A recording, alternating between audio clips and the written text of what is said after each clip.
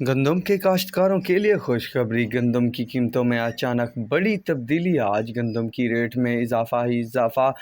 گندم اسلام آباد کا جو آج ریٹ رہا وہ 2475 سے 2500 روپے تک تیزی کے بعد بن گیا ہے۔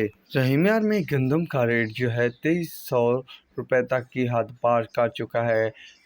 نارمل کوالٹی جو ہے تقریباً جو شرح بازار ہے وہ 2280 سے 2300، گندم چکی کوالٹی جو ہے 2310 روپے سے 2350 روپے، چیچا وطنی میں 2250 روپے، اس کے علاوہ صدقہ آباد میں جو ہے 2340 روپے سے 2350 روپے، پاک پتن میں 2225 روپے سے 2250 روپے، میاں والی میں جو ہے 2260 روپے سے 2290 روپے۔ کراچی گندم میں بھی تیزی دیکھنے کو ملی ہے، جس کے بعد نیا ریٹ جو ہے نئی گندم کا 6200 سے 6225 روپے تک کی پوزیشن بنا چکا ہے، جبکہ خیرپور، میراث، پنڈن یہاں پر جو ہے 2350 سے 2375 روپے تک کی پوزیشن بنا چکا ہے۔